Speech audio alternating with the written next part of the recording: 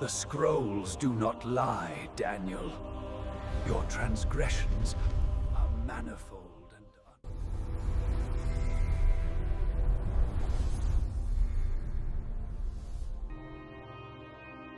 Jugement dernier. Comment être déclaré innocent en ce grand jour?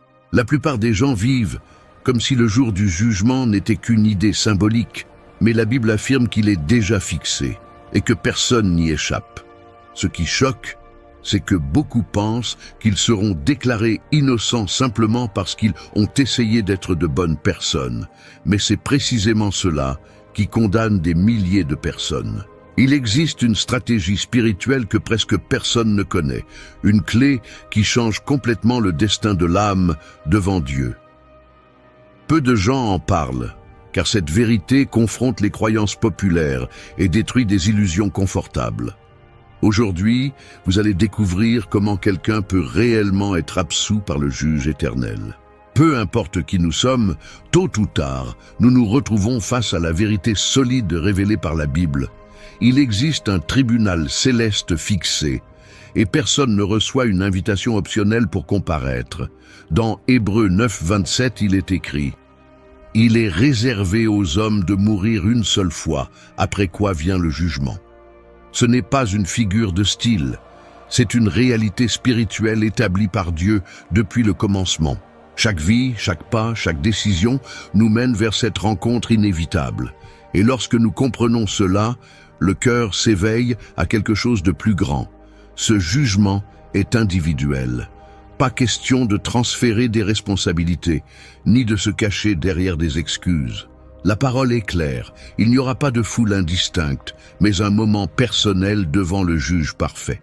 Et ce jour-là, il n'existera aucune chance de manipuler des récits, car Dieu n'est pas impressionné par les apparences. La Bible montre qu'il analyse les intentions, les pensées et les motivations. C'est comme si toute la vie était projetée devant lui avec une clarté absolue.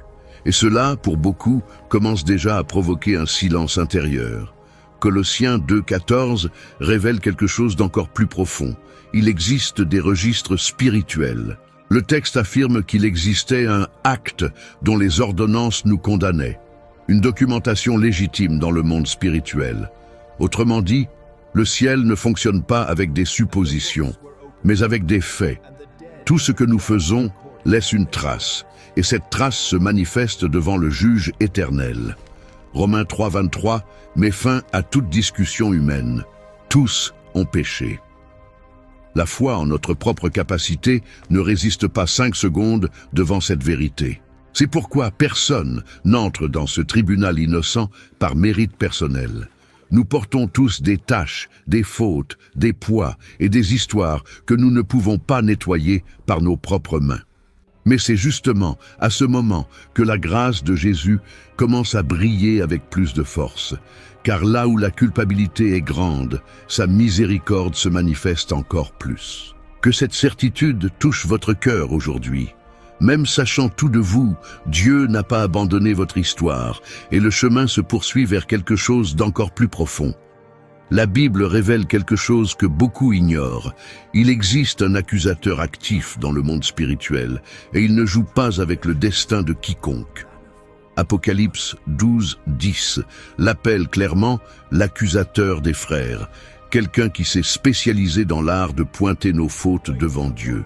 L'ennemi n'exagère pas, il n'invente pas d'histoire, il utilise ce qui est réel. Chaque péché, chaque chute, chaque attitude cachée devient une matière d'accusation. Et, humainement parlant, il est impossible de nier ce que nous avons effectivement commis. Quand nous regardons notre propre histoire, nous nous rendons compte que Satan dispose de suffisamment de munitions pour nous exposer.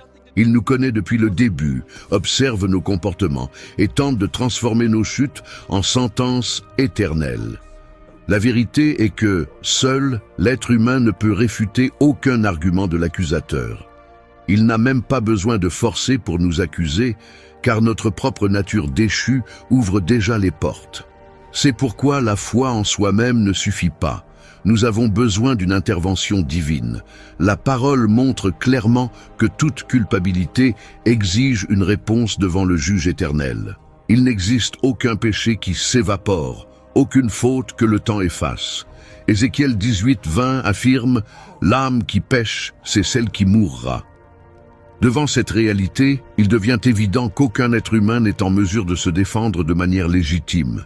Même nos bonnes actions, lorsqu'elles sont examinées à la lumière de la Bible, révèlent des motivations fissurées. Le combat spirituel, donc, ne concerne pas la quantité de nos réussites, mais l'urgence de la rédemption. Sans aide, la sentence serait inévitable. Condamnation. Mais c'est précisément lorsque la porte semble se refermer que la miséricorde de Jésus commence à s'approcher.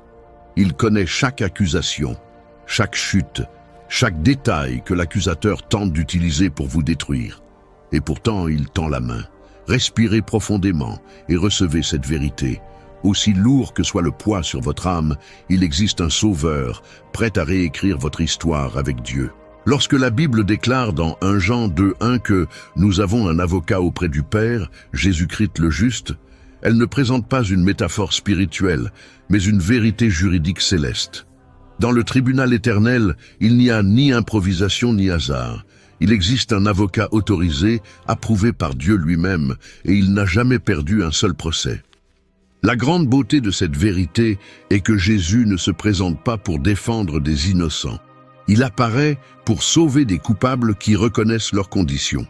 Tandis que l'accusateur rassemble des preuves, Jésus rassemble la miséricorde. Pendant que Satan pointe l'erreur, Jésus présente le sang. Il ne base pas sa défense sur des arguments émotionnels ou des justifications humaines. Il présente au Père le sacrifice parfait accompli sur la croix. Hébreux 7:25 dit qu'il vit toujours pour intercéder en notre faveur, montrant que son action n'est pas ponctuelle, mais continue. La défense du Christ est si complète qu'elle démantèle toute accusation légitime. Dans le tribunal céleste, le juge n'ignore pas la culpabilité, il la transfère, et cela change tout. Jésus ne se contente pas de vous défendre, il prend votre place. Ésaïe 53:5 dit « Il a été blessé pour nos transgressions, brisé pour nos iniquités ». Cela signifie que la peine qui devait tomber sur nous a été redirigée vers lui. La justice de Dieu est satisfaite et la grâce atteint le coupable qui se livre par la foi. Et voici une vérité qui transforme le cœur. Le même Jésus qui vous défend est celui qui vous appelle plus près. Pendant que l'accusateur veut voir la fin de votre histoire, Jésus veut écrire un nouveau commencement. Si aujourd'hui vous êtes fatigué, coupable ou effrayé de ce qu'il y a contre vous, souvenez-vous, il existe un avocat éternel qui porte votre cause devant le ciel, et il ne faillit jamais. La Bible affirme dans Colossiens 2:14 qu'il y avait un acte rédigé à charge contre nous, un véritable registre spirituel qui signalait nos fautes devant Dieu. Cela montre que le problème de l'être humain n'est pas seulement moral, il est juridique. Il existait une dette légitime, d'une valeur éternelle, impossible à payer par de bonnes actions ou des efforts religieux. Le ciel exigeait la justice, et nous n'avions aucune possibilité de répondre à cette exigence. Mais c'est justement là qu'entre en scène la beauté de la rédemption. Quand Jésus est allé à la croix, il n'endossait pas seulement une douleur physique, il assumait légalement notre condamnation. Le texte dit que l'acte de condamnation a été annulé et cloué à la croix, révélant que le paiement a été effectué devant le tribunal divin. Cela signifie que l'amende spirituelle, la caution éternelle et la pénalité de la culpabilité ont été réglées par le sang du Christ. La justice de Dieu a été satisfaite et la grâce a été libérée. Cette annulation n'a pas été symbolique, elle a été définitive. Le document qui nous condamnait a été effacé, détruit, rendu invalide pour toujours. Romains 8:1 déclare « Il n'y a donc maintenant aucune condamnation pour ceux qui sont en Jésus-Christ. » C'est plus qu'un soulagement, c'est une transformation. Le pécheur cesse d'être un accusé et devient justifié, accepté et réconcilié avec le Père. La foi en Christ change le statut spirituel de toute personne qui se livre à lui. Et peut-être que vous portez encore de vieilles culpabilités, des souvenirs lourds ou des erreurs qui vous poursuivent. Mais écoutez ceci avec un cœur ouvert. Ce que Jésus a annulé, personne ne peut le réécrire. Vous ne devez plus rien au passé, ni au péché, ni à l'accusateur. Il existe une liberté disponible, et cette liberté vous appelle à quelque chose d'encore plus profond que le ciel a préparé pour vous. La Bible est claire, personne n'obtient l'innocence spirituelle par son propre mérite. Romains 3, 24 révèle que nous sommes justifiés gratuitement par sa grâce, par la rédemption qui est en Jésus-Christ. Cela signifie que l'absolution ne naît pas d'un comportement impeccable, mais de l'œuvre parfaite de Jésus. Dans le tribunal céleste, le mot-clé n'est pas performance, c'est foi. Foi dans le sang qui sauve, foi dans le sacrifice qui libère, foi dans le Sauveur qui transforme la culpabilité en espérance. Quand quelqu'un remet sa vie à Christ, quelque chose d'extraordinaire se produit.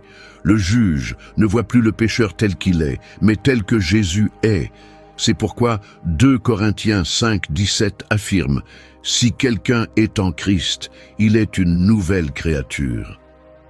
La personne qui arrivait autrefois condamnée est désormais vue comme pardonnée, restaurée et justifiée. Non parce qu'elle s'est améliorée, mais parce qu'elle a été revêtue de la grâce. Accepter Jésus n'est pas un rituel, c'est un changement de position devant le ciel. Le salut est un cadeau, pas une récompense. Éphésiens 2, 8 le confirme, car c'est par la grâce que vous êtes sauvés par le moyen de la foi, et cela ne vient pas de vous, c'est le don de Dieu.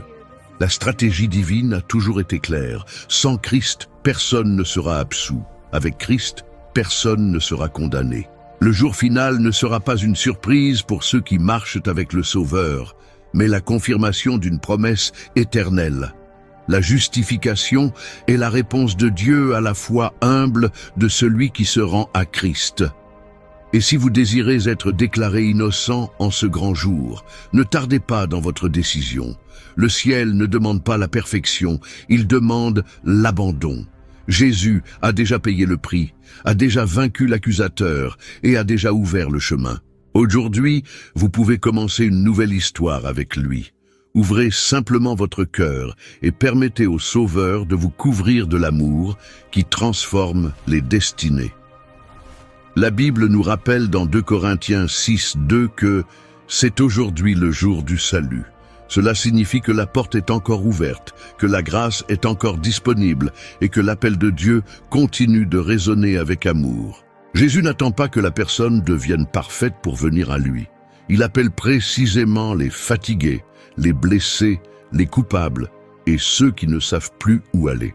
Le tribunal céleste est fixé, mais l'accès à l'avocat est encore ouvert et cela change tout. Quand quelqu'un confie sa cause à Jésus, il ne signe pas un papier religieux, mais remet son âme au seul qui peut la sauver. L'appel du ciel n'est pas un cri de peur, mais une étreinte de miséricorde. Jean 6, 37 nous rappelle la promesse. « Celui qui vient à moi, je ne le mettrai pas dehors. » Cela révèle que Jésus ne rejette pas, n'abandonne pas, ne ferme pas la porte. Il accueille, restaure et réécrit des histoires qui semblaient perdues. Ignorer cet appel, c'est comparaître seul devant le tribunal. Et personne ne résistera ce jour-là sans Christ. Personne. Mais l'amour de Dieu est si profond qu'il a envoyé son Fils précisément pour éviter cette fin tragique. Il ne veut pas vous accuser, il veut vous sauver. Il ne désire pas votre destruction, il désire votre vie. Le salut n'est pas un fardeau, c'est une offre. Ce n'est pas une menace, c'est une rédemption. Ce n'est pas la peur, c'est la liberté. Et c'est pour vous. C'est pourquoi, si votre âme ressent se toucher maintenant, n'endurcissez pas votre cœur.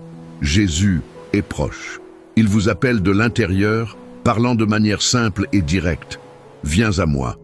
Acceptez cette invitation. Commencez aujourd'hui. Respirez cet espoir. Et souvenez-vous, la décision la plus importante de votre vie n'est pas remise à demain. Elle se prend maintenant, entre vous et Dieu, dans le silence du cœur. Si vous êtes arrivé jusqu'ici, vous avez déjà compris que le jour du jugement ne portera pas sur les efforts humains, la religion ou les apparences.